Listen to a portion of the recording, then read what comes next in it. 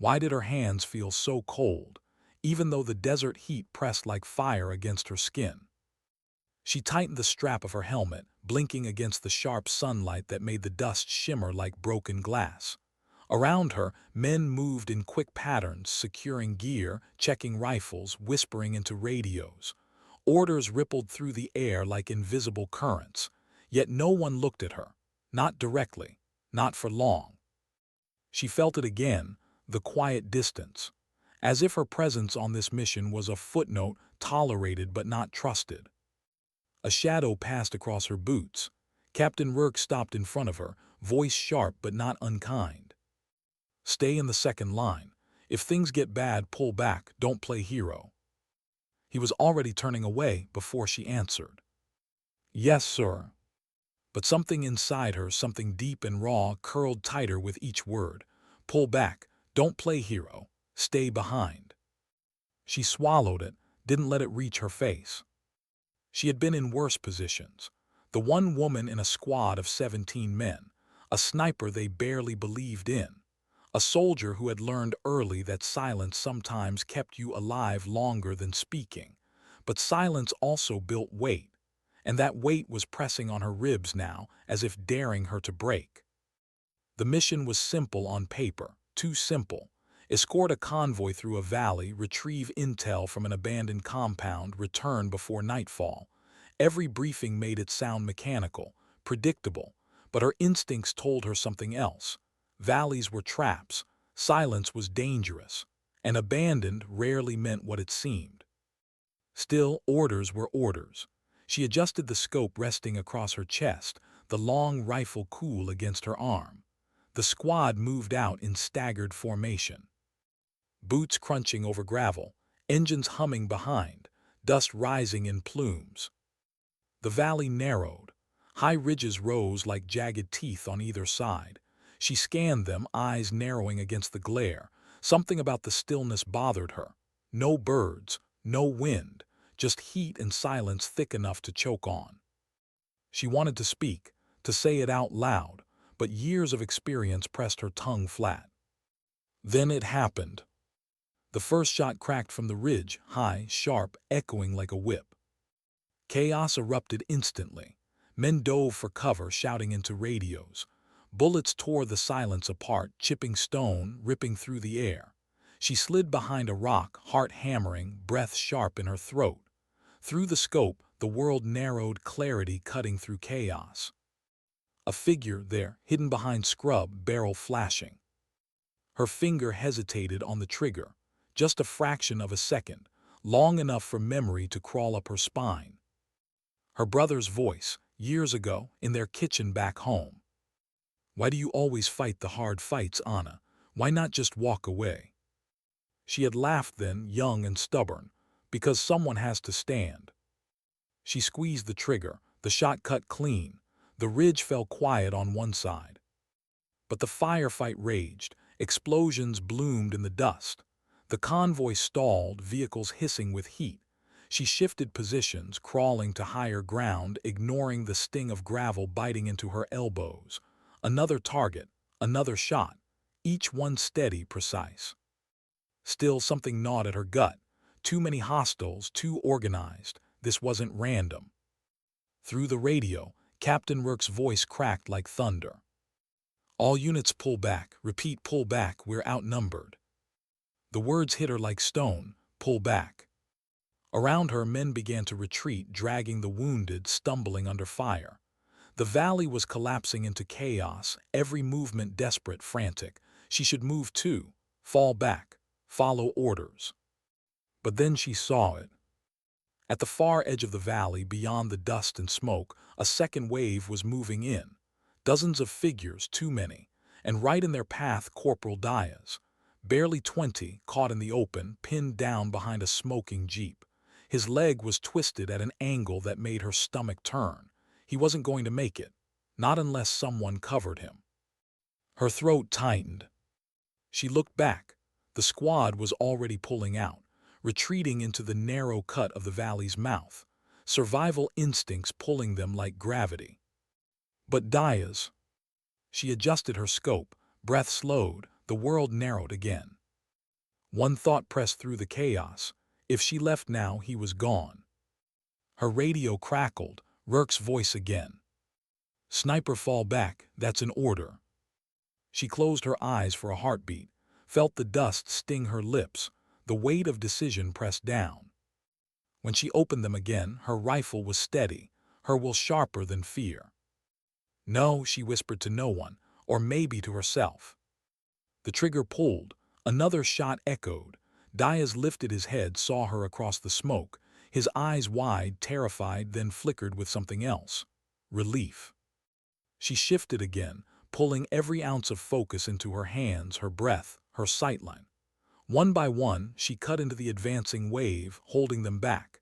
Each second she bought was a second Diaz could crawl, could drag himself toward cover. Her radio screamed, voices ordering, pleading, cursing, but she tuned them out. The fight stretched like eternity. Her body ached, her mouth dry as bone. Each bullet counted, each one a defiance. She wasn't retreating, not yet, not until he was safe. Finally, Diaz disappeared into the cover of a broken wall, dragged by another soldier. Safe, alive. Her chest loosened, just a little. But the ridges still burned with fire. The valley shook with violence. She knew what came next, the hard part, pulling herself out, alone. She rose from behind the rock, sprinted low, dust exploding around her as bullets snapped the air. Every step was a heartbeat, every heartbeat a gamble.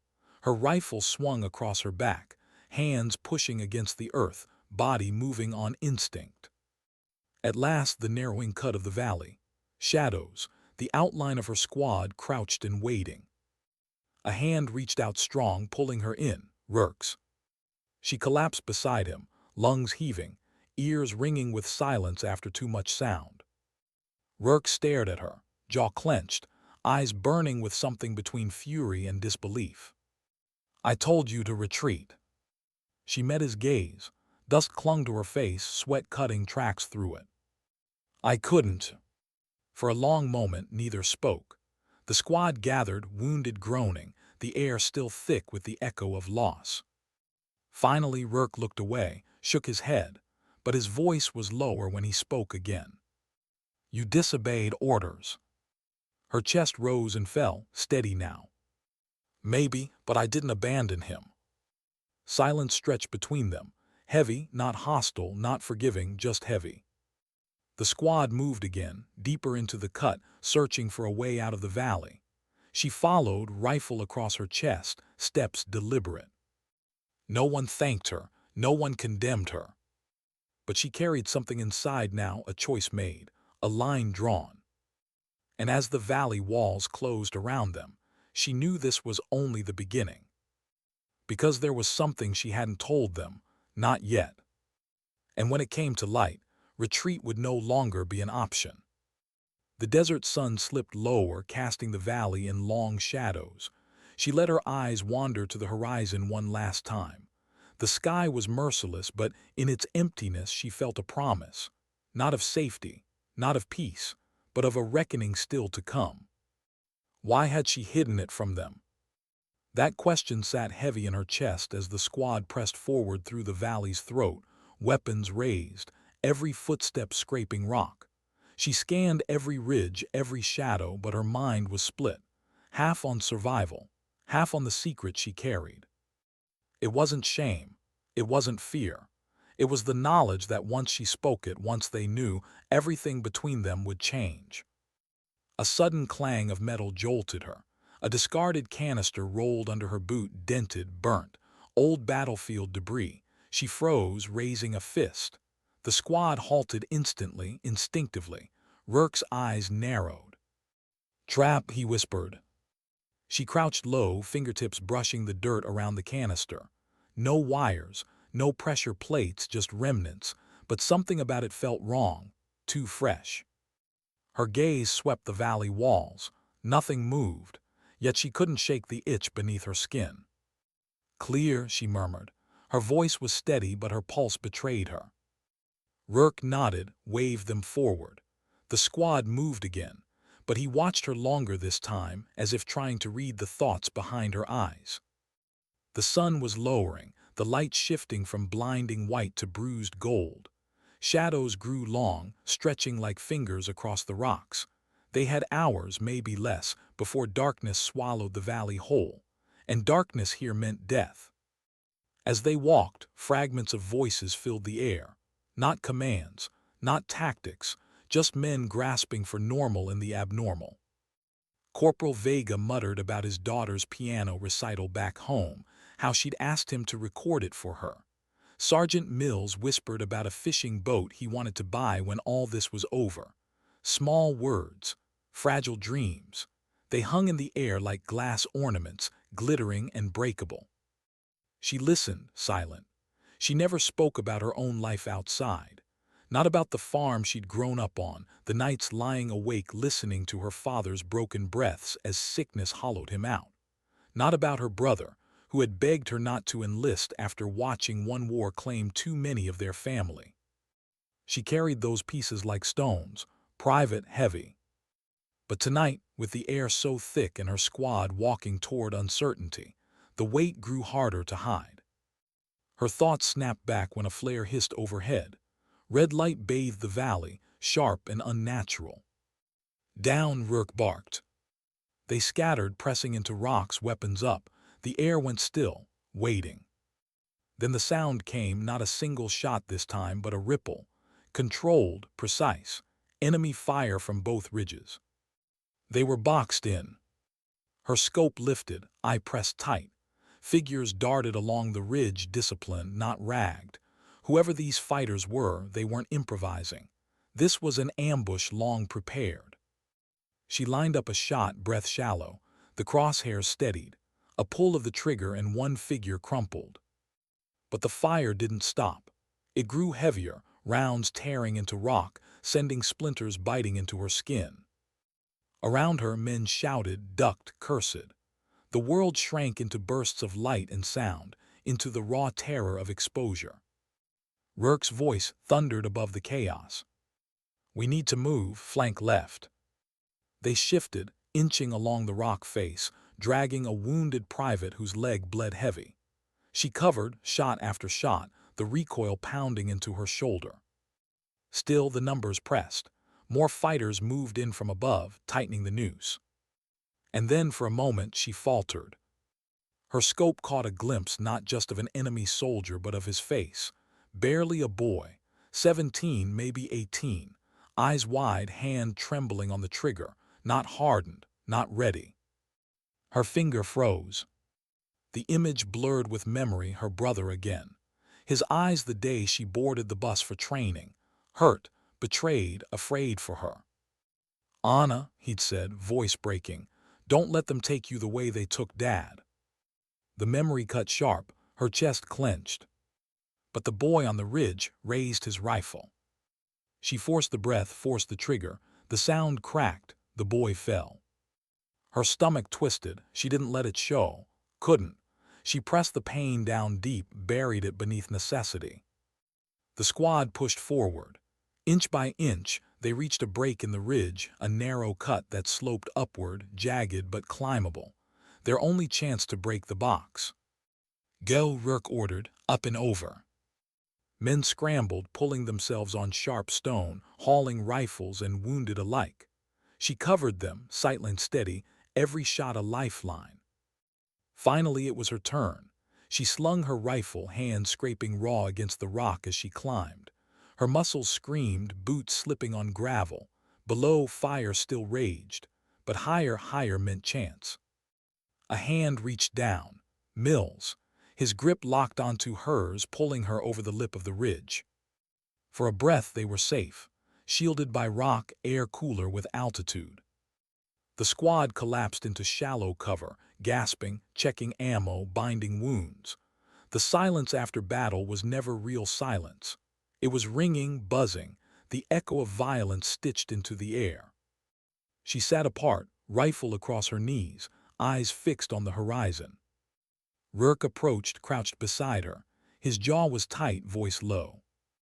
"You saved Diaz back there, and Mills, and probably me too, but you need to start explaining."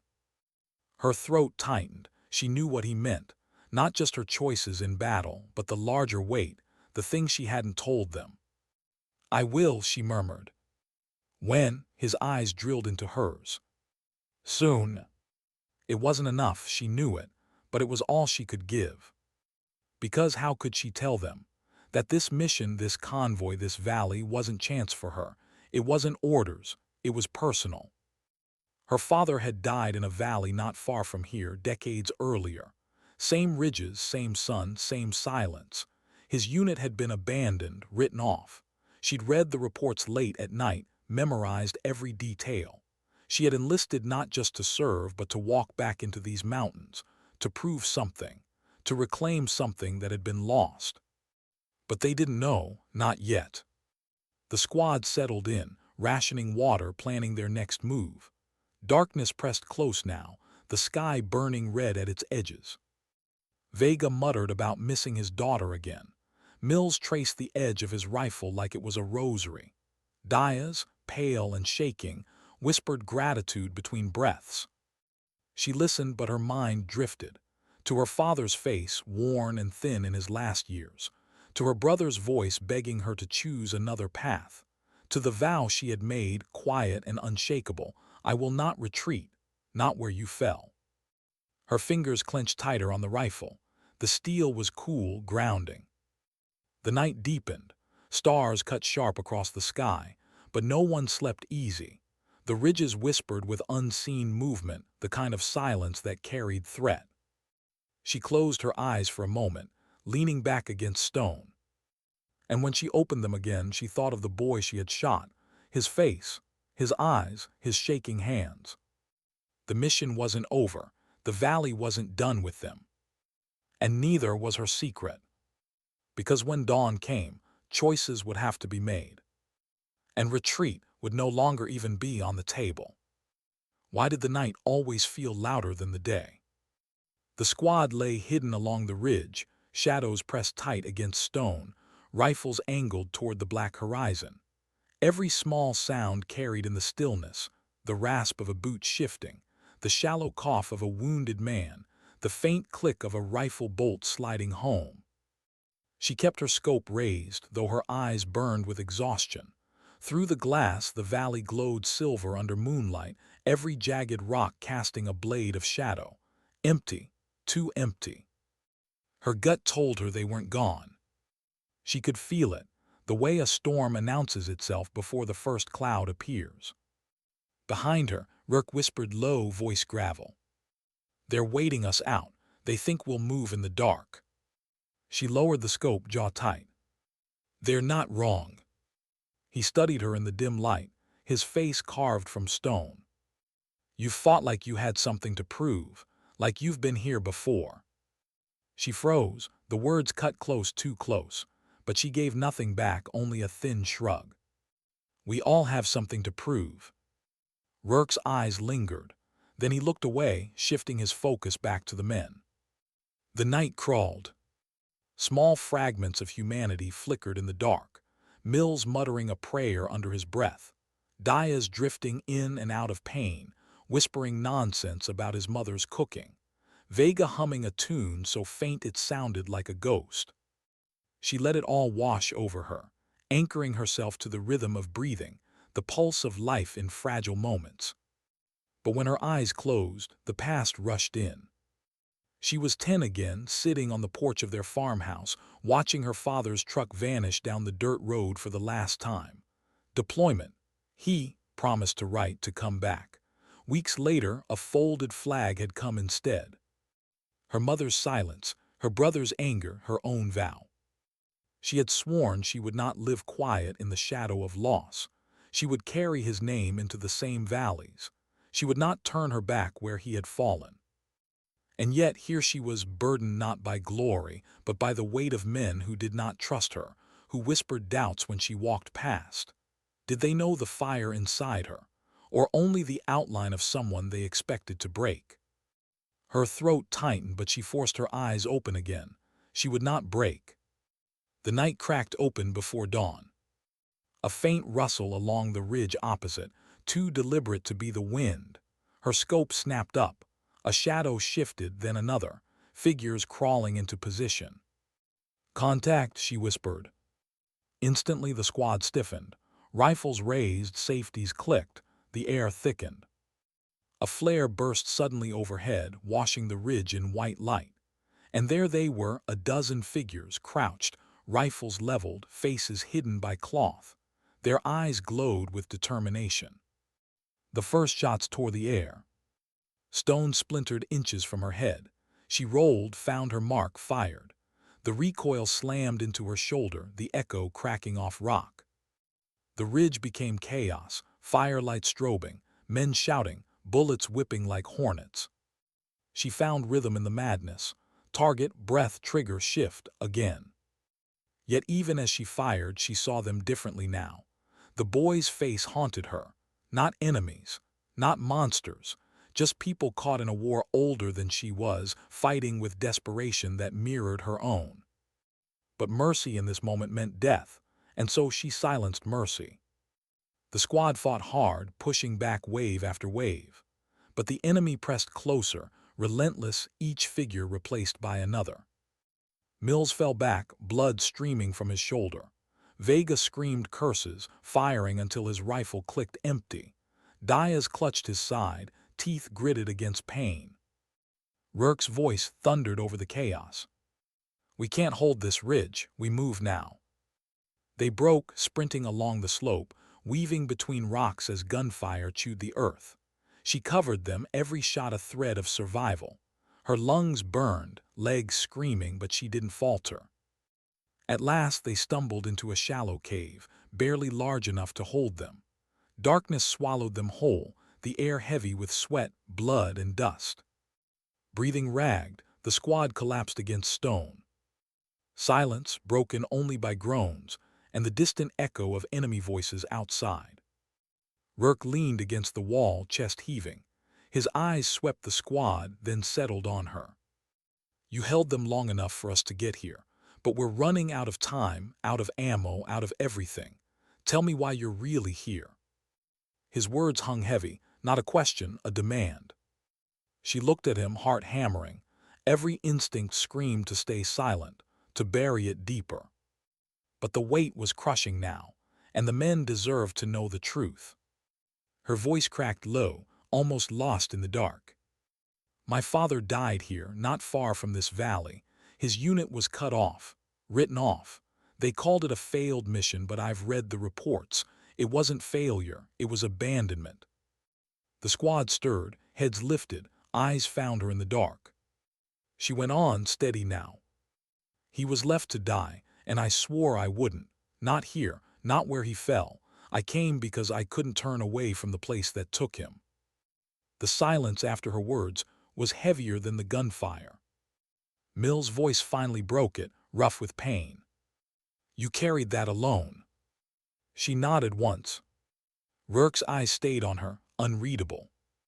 "And you think staying here will change what happened?"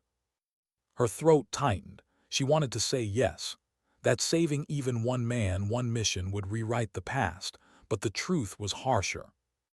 "No," she whispered, "but I can't retreat, not here, not again." The squad shifted. No words, just the quiet weight of men who understood the pull of ghosts, even if they didn't share them. Finally Rourke exhaled, long, heavy. "Then we don't retreat, not yet, we hold together." Something shifted in the air. Not trust, not yet, but a thread of it, thin, fragile, enough to keep them bound in the dark. Hours passed. The enemy's movements outside faded, replaced by silence that wasn't comfort, only threat postponed. Inside the cave, men whispered fragments of themselves again, voices softer now. Vega confessing his fear he'd never see his daughter. Mills muttering about the fishing boat like a prayer. Even Rourke, in a moment of exhaustion, admitted he hadn't spoken to his own father in years. Their words filled the cave, fragile but binding. Humanity pressing against despair. She listened, silent, but something inside her eased. For the first time, she wasn't carrying her vow alone. The night gave way to dawn, pale light seeping into the cave's mouth. The valley outside shimmered with new heat. They rose slowly, stiff, weary, battered, weapons nearly empty, bodies worn but eyes steady. She stepped toward the mouth of the cave, scanning the horizon. The ridges stood tall, shadows long. Somewhere beyond them lay the compound they were meant to reach, the place where answers might wait. And as she lifted her rifle again, one thought pressed sharp into her chest. If the valley demanded more of her, she would give it. Because retreat was never an option, not where her father had fallen, not where honor was the only thing left to carry. Why did she walk back into the operations room when she could have gone to her bunk? The others had left, the map still glowing faintly on the wall screens, the hum of the servers steady, almost like a pulse. She stood in the dim light, eyes roaming over the lines drawn across enemy territory. Every red marker meant risk. Every green symbol was a life depending on her decisions. She reached out, fingers brushing the cool surface of the display. A habit, touch made it feel real, tangible. The mission had been set in motion hours ago, but there were still variables no one could account for: weather, terrain, human fear. That last one was what gnawed at her, human fear. She leaned against the edge of the table, shoulders heavy, letting her breath settle. When she closed her eyes, she saw her brother's smile, the one taken from her in a different war, a different year. That memory pressed itself against her ribs like an old scar. She hadn't told anyone that this mission wasn't just about coordinates and supply lines. It was about unfinished grief. The door creaked and she stiffened. She wasn't supposed to be here alone, but it was just Diaz, carrying a folder too thick for comfort. "You're still up?" he asked quietly. His voice had that gravelly softness of someone too tired to pretend otherwise. "Couldn't sleep," she admitted.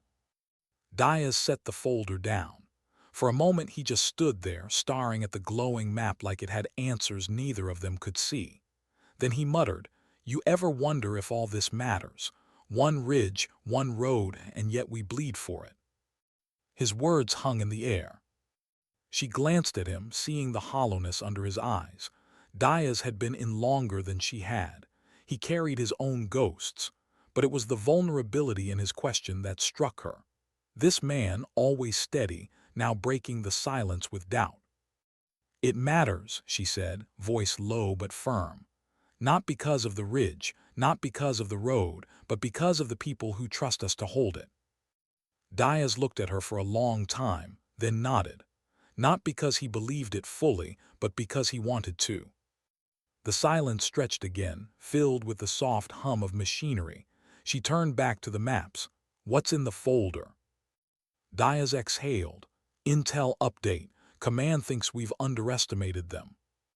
Her stomach tightened. She flipped it open. Grainy satellite photos. Movement where there shouldn't have been. Enemy reinforcements edging closer. A risk they hadn't calculated. "They want us to pull back?" she asked, already knowing. Diaz hesitated. Then, "Yeah, that's the directive. Retreat, regroup, save the manpower."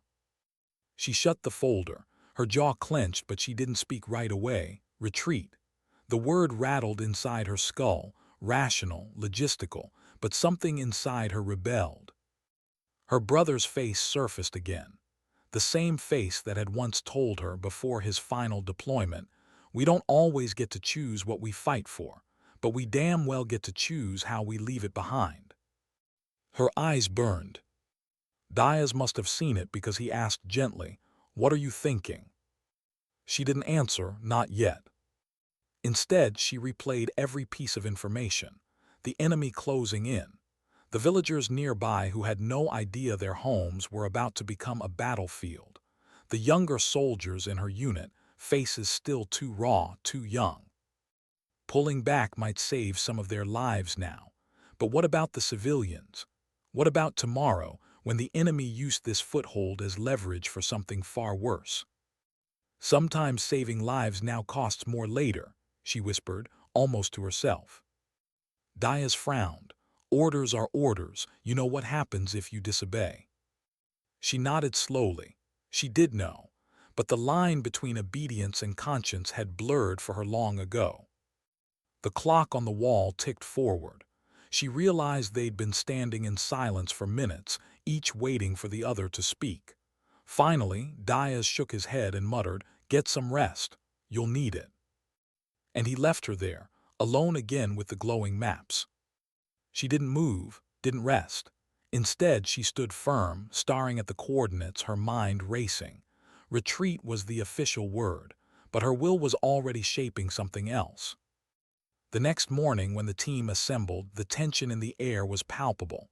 Orders had filtered down: pack up, prepare to move. Some looked relieved, others confused. She walked in last, and when she did, conversations faltered. Her presence was steady, her eyes sharper than usual. She let the silence stretch before she spoke. "Command wants us to retreat," she said simply. A murmur rippled through the group. Relief, frustration, fear. She let them have it.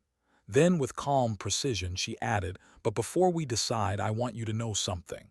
There's a village 20 miles south. Families, kids. If we leave now, the enemy moves in, and those people, they won't have a chance." The air changed. Soldiers exchanged uneasy looks. She paused, letting them feel the weight of her words. Then, "I won't force anyone to follow me, but I can't walk away knowing what's about to happen. If that means I stand alone, so be it." Her chest tightened as she said it. She expected silence. She expected to see backs turning, bags slung over shoulders. But Diaz was the first to step forward. He didn't say anything, just set his pack down like a man choosing his ground. Then two others followed. Then more. Not all. Some still looked away, torn between orders and conscience. But enough stood with her to make the choice clear. And in that moment she felt it. Not victory, not defiance, but a strange, quiet honor settling into her bones. Her will was no longer just her own. It had become something larger, something her brother would have recognized. She drew in a breath. "Then let's move." No one cheered. No one smiled. They simply obeyed quietly because they understood what it meant. And as they stepped out into the unforgiving daylight, the ground crunching under their boots, she realized something she hadn't dared to admit before. This wasn't just a mission anymore. It was the definition of who she was. Why did the silence feel heavier than the sound of gunfire? She could hear it in the way her team shifted their weight, in the breaths they held too long. They followed her out of the compound without a word, boots sinking into dust, rifles slung but ready. The morning sun burned low, casting long shadows that stretched like doubts across the dirt. The road ahead was rough, an uneven trail carved through ridges and scattered brush. 20 miles. That was the distance between them and the village she could abandon. 20 miles to prove she wasn't leading them toward ruin. 20 miles to either justify her defiance or bury it. She walked point, not because she didn't trust the others, but because she needed the silence up front. Every step was its own argument, the crunch of gravel and whisper of wind reminding her that the line she'd crossed with command wasn't invisible. It was real, and it was narrowing with every mile. Diaz moved close behind her. His presence was solid, quiet. She didn't have to look back to know he was there. But when he finally spoke, his voice was low, pitched for her ears only. "You realize what this means if command decides to make an example out of you." Her throat tightened, but she kept her eyes on the path. "I know. And you're willing to carry that." She paused at a bend in the trail, turned just enough to meet his gaze. "I already am." He didn't argue. He just nodded, like a man accepting a sentence he couldn't overturn. Hours bled together. The terrain grew harsher, slopes cutting their pace, jagged rocks slowing their steps. A storm was brewing, clouds piling on the horizon, bruised and heavy. The kind of storm that swallowed signals, that erased the comfort of calms. By mid-afternoon, they reached a ridge overlooking the valley. From there, they could see it, the village. Small, fragile, a cluster of mud-brick homes and corrugated rooftops shimmering faintly in the heat. It looked peaceful from a distance, untouched. But the valley floor told another story. Tracks, tire marks pressed into the earth, fresh, too many. She crouched low, binoculars in hand. Diaz leaned beside her, muttering a curse under his breath. They were already coming. Columns of movement just beyond the far tree line, dark shapes, armored vehicles inching toward the village. A quiet, inevitable tide. Her chest hollowed. She had known the threat was close, but seeing it was different. One of the younger soldiers behind her, Reed, shifted nervously. "We don't have the numbers for this." His voice cracked around the edges, too thin for the reality below. She lowered the binoculars slowly. For a moment she didn't respond. The wind whistled sharp through the rocks. The storm crept closer. Then she said, "We're not here to fight a war. We're here to buy time." Reed swallowed. "Buy time for who?" "For them," she answered, nodding toward the village. "And for the families who don't know this valley is about to change forever." A heavy silence followed. Some shifted uneasily, doubt gnawing at them. Others tightened their grips on their rifles, as if steadiness could be borrowed through steel. Diaz broke the tension. "Then we need ground, high ground. If we make them think we're stronger than we are, it'll slow them down." She glanced at him. His suggestion wasn't just tactical, it was survival. Her mind spun fast, cutting through options. Every one of them ended the same. They couldn't hold the enemy forever. But maybe, just maybe, they could give the village enough time to scatter, to disappear into the hills. She rose, dust coating her knees. "We take the ridge, set a line, no noise until we make noise." The squad moved. They didn't argue. Fear was there, yes, but fear had become a language they all spoke fluently. And still, they moved. By the time they reached the top, the storm had arrived. Rain came in sheets, driving into their faces, turning the ridge into mud beneath their elbows as they set positions. The sky cracked with thunder, masking the distant rumble of engines. She crawled to the edge, mud streaking her uniform, breath shallow. Through the downpour, she could see them now, columns of armored vehicles grinding toward the village, their outlines blurred by rain but undeniable in their intent. Her heart hammered. She thought of her brother again, his last words before leaving for that final mission. Sometimes honor doesn't shout, sometimes it just holds the line. Her hand tightened on her rifle. The squad waited for her signal, every pair of eyes on her, even through the storm. She raised her fist, held it. The rain pounded harder, washing grit down her face, dripping into her eyes. Then she opened her hand. The first shot cracked through the storm, sharp and defiant. It wasn't just a bullet, it was a declaration. The ridge erupted. Muzzle flashes split the rain. The thunder swallowed their gunfire, turning the valley into chaos. The armored column stalled, brakes screeching, soldiers scrambling to cover.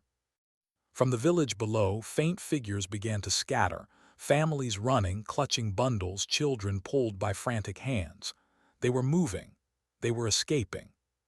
She felt it in her chest. This was working. But then came the retaliation. Mortars thudded into the hillside, dirt and fire exploding around them. One soldier cried out, hit but not gone. Diaz dragged him back, swearing, mud and blood mixing under his grip. She kept firing, kept steady. Each pull of the trigger was another second bought, another chance for the villagers below. Her heart raced, but her focus narrowed. She couldn't think of command, couldn't think of consequences, only of holding. Holding until she couldn't. Rain blurred her vision. Smoke stung her lungs.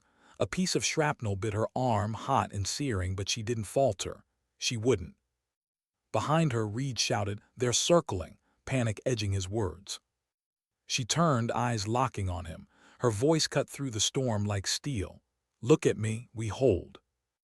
And something in her tone, sharp, unyielding, steadied him. The minutes bled into something uncountable. Time stretched, collapsed, twisted under the weight of survival. But she knew deep in her bones that every moment mattered, every shot, every second. When the ridge finally fell quiet, when their rifles clicked empty, when their bodies slumped against the mud, she lifted her head. The village below was empty. Gone. Families scattered into the storm, vanishing into hills where armored vehicles couldn't follow. Her chest heaved, her body screamed with exhaustion, but inside something steadied. They had done it. Not perfectly, not without cost, but they had stood firm. And for the first time in years, she felt her brother's voice close, almost beside her. You did not retreat, you chose honor, and honor will outlast everything else. She closed her eyes, letting the storm wash over her. They had bought time. They had given life a chance.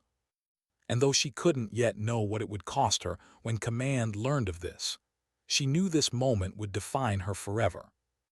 Why did the silence after battle feel louder than the storm itself? The rain had passed, leaving behind a hollow stillness that pressed against their ears. Smoke lingered in thin ribbons, curling up from the blackened craters where mortars had struck. The ridge was no longer a battlefield, it was a scar. She sat against the slope, mud caked into her uniform, blood stiffening on her sleeve. The pain in her arm was sharp but steady, like it belonged there now.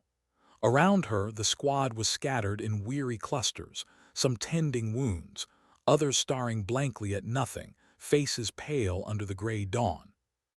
No one spoke at first, not because there wasn't anything to say, but because every word felt too fragile to survive the weight of what had just happened. It was Diaz who finally broke the silence.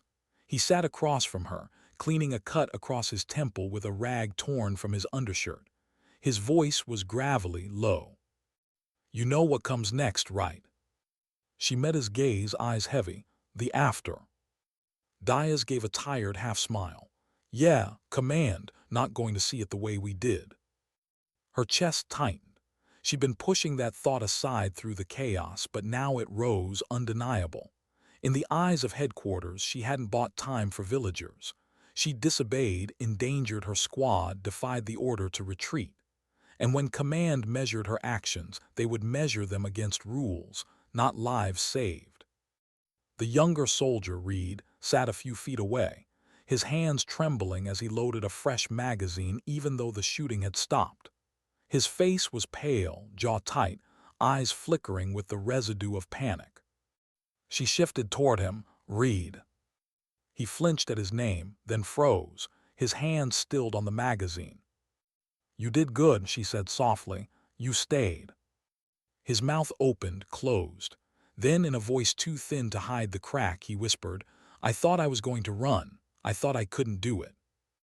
Her throat ached at the honesty. She leaned closer, lowering her voice like it was just for him. "Being afraid doesn't mean you failed. Staying anyway, that's the part that counts." Reed swallowed hard. His shoulders eased just a fraction. The magazine slipped into place with a solid click, steadier this time. She leaned back against the ridge, exhaustion pressing down like lead.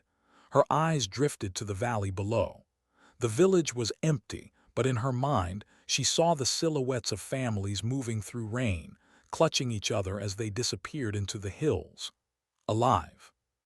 That was enough for now. Hours later, they began the trek back. The storm had left the trail slick, their boots heavy with mud. No one complained. Complaints belonged to a different world. By the time the outpost came into view, dusk was settling. The compound looked the same, fences, towers, the dull glow of floodlights, but stepping through the gate felt different. Whispers spread before they even reached the barracks. Command already knew. The summons came before she had stripped her gear. A runner appeared, stiff and formal, handing her the order. "Report immediately." She glanced at Diaz, who gave her a grim nod. No words needed. The operations tent was cold with fluorescent light, maps still stretched across tables, radios crackling faintly. The commanding officer stood at the center, rigid, expression unreadable. She saluted, her body aching with emotion. "At ease," he said, though his tone carried no softness. He studied her like she was both soldier and case file. Do you know why you're here? She held his gaze. Because I disobeyed. A murmur from one of the aides, the officer's jaw flexed. You were given a direct order to retreat. Instead, you engaged. You risked your unit against superior numbers. Explain. Her breath caught. She had practiced explanations in her mind during the walk back, but now, standing under his stare, the words stripped themselves down to the truth. There was a village, she said quietly. If we'd left, they would have died. We held the ridge to give them time. The officer's expression didn't shift. The silence stretched, heavy and suffocating. Finally, he asked, "And how many of your own men did you risk for strangers?" The question cut sharper than shrapnel. She felt it dig into her chest. She thought of Reed's trembling hands, of Diaz dragging the wounded soldier through mud, of the eyes that had looked to her for a signal in the storm. "They chose to stand with me," she answered, voice steady though her pulse raced. "I didn't force them, but I couldn't leave those people behind. Not again." The last two words slipped out before she could stop them. Not again. The officer's eyes narrowed. "What do you mean, not again?" Her breath hitched. She hadn't meant to reveal it, not here, not now. But the weight pressed down and she couldn't stop it. "My brother," she said finally, "different war, different place. His unit pulled out, they left civilians behind, he never forgave himself. Neither did I." Her voice wavered, but she didn't look away. The tent was silent, except for the faint crackle of radios. The officer studied her for a long, unbearable moment. Then he spoke, his words precise, cold. "You've put me in a difficult position. You defied a direct order. There must be consequences." Her stomach sank. She braced herself, waiting.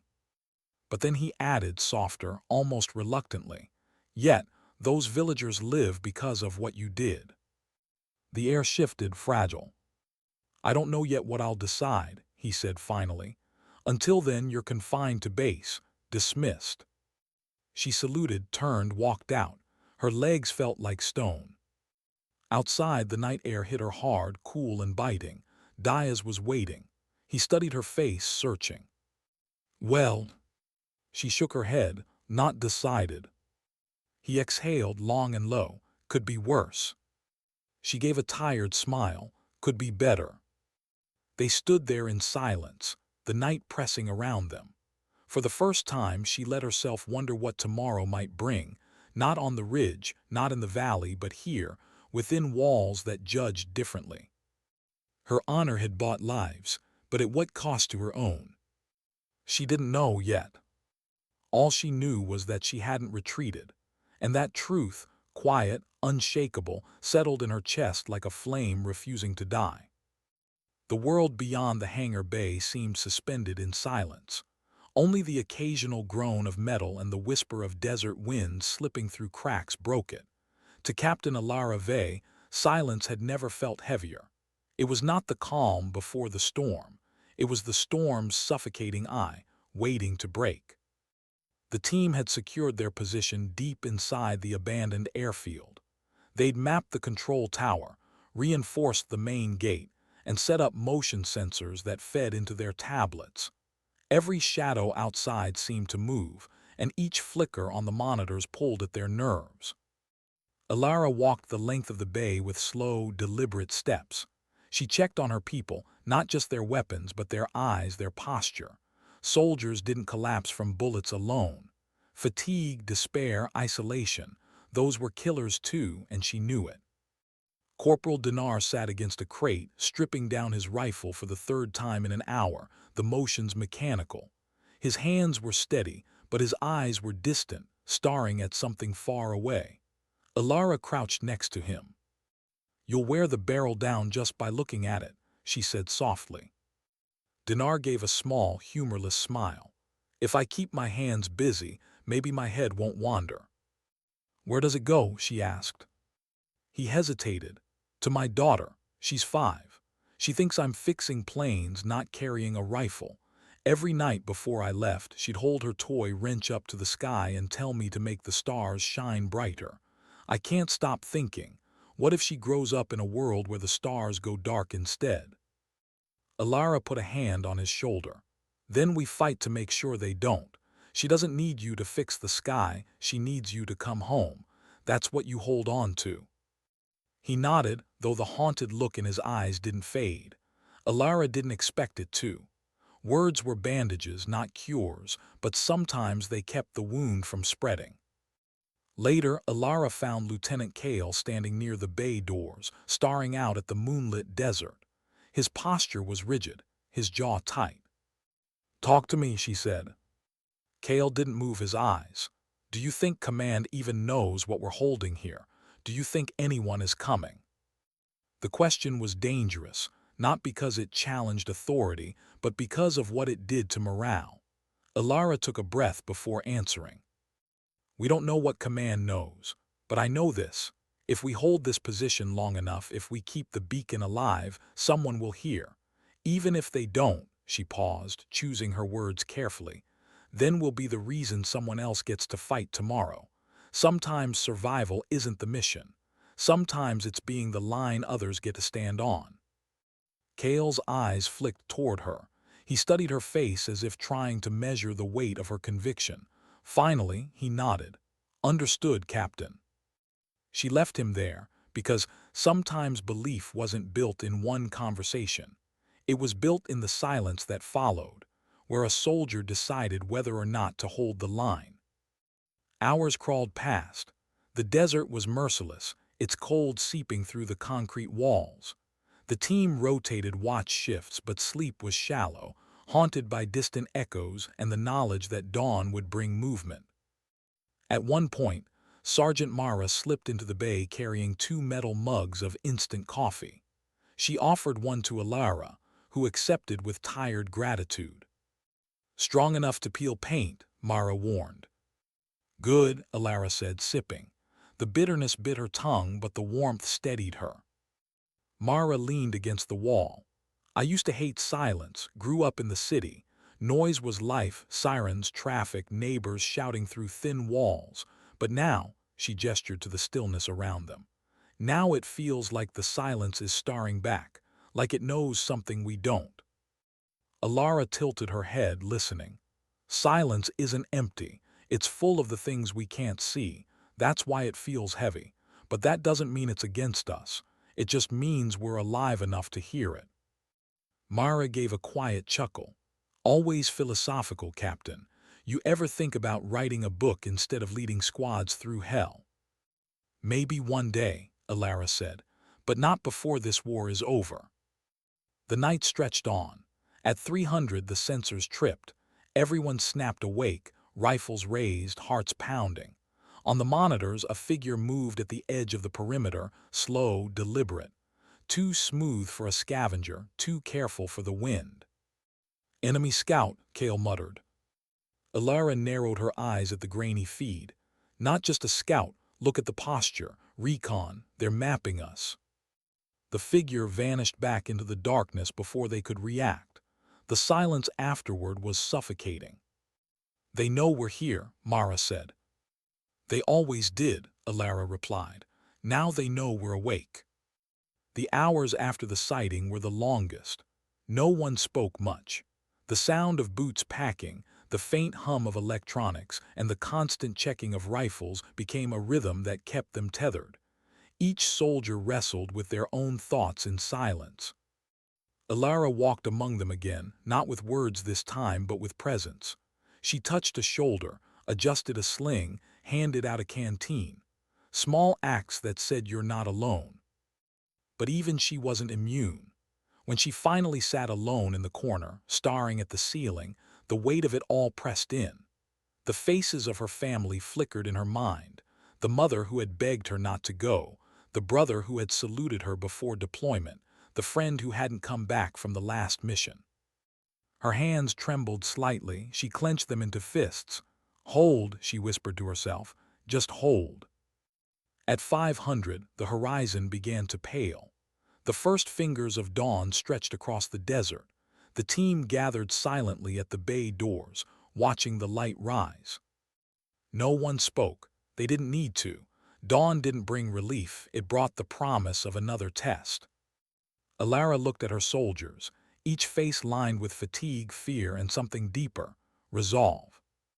"This is the longest night," she said quietly, her voice carrying in the stillness. "Not because it feels endless, but because it asks the most of us. We stood, we endured. That's what makes the morning hours, no matter what it brings." The sun broke the horizon. Shadows retreated. The silence cracked, replaced by the distant sound of engines on the wind. The storm was coming, and they were ready to meet it. The engines grew louder as dawn stretched across the desert. The team in the hangar tightened their grips on rifles, their breaths shallow but steady. For hours they had lived with the silence, but now it was breaking, shattered by the growl of machines rolling toward them.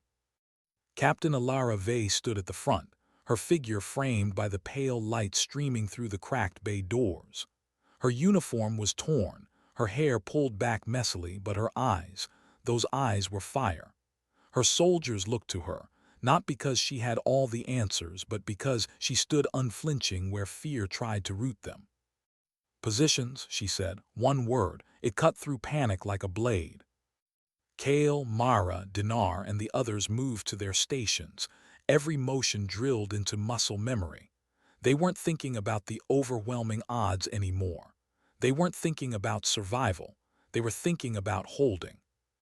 The first enemy vehicles appeared on the horizon, black silhouettes against the rising sun, like jagged teeth cutting through the desert haze. Armored carriers, mounted weapons, and rows of infantry. A force meant to crush, not merely test. Dinar swallowed hard. That's not a scout party, that's an execution." Alara's voice was calm, but it carried the weight of steel. "Then we make them bleed for every inch. They want to erase us. We'll make sure the record remembers we stood." Kale's jaw clenched. He muttered under his breath, "For the stars, for every star still shining." Alara heard him. She let the words settle into her chest. They weren't just soldiers, they were guardians of the sky itself.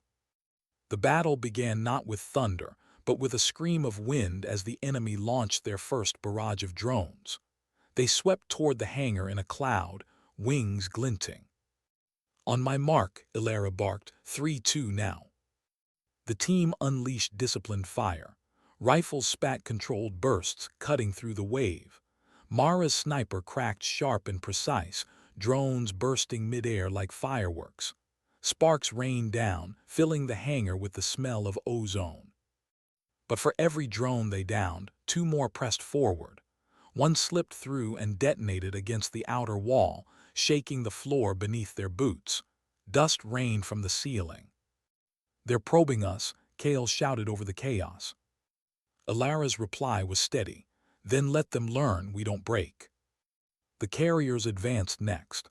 Heavy treads chewed through sand, their cannons adjusting to fire.